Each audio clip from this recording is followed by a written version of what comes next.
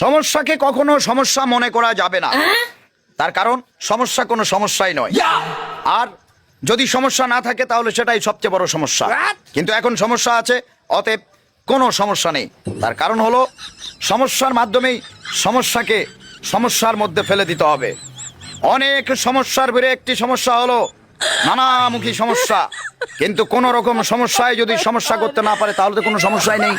আবার যদি সমস্যা এসে সমস্যাকে আবার সমস্যা করে দেয় তাহলে এটা আরো একটি সমস্যা। সমস্যা নিয়ে কোনো রকম কোনো সমস্যা মনে করবেন না।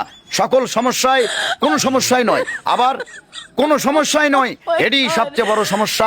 সব কিছুর মূলে সমস্যা থেকেই সমস্যা, সমস্যার ভিড়েই সমস্যা। সমস্যাকে সমস্যার মাধ্যমে সমস্যাকেই সমস্যা করে দিতে হবে।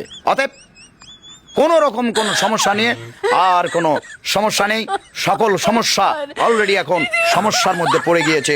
আপাতত সমস্যাকে সমস্যা করে দিয়ে আমি নিজেই একটা সমস্যা হয়ে গেছি, আর কোনো সমস্যা নেই।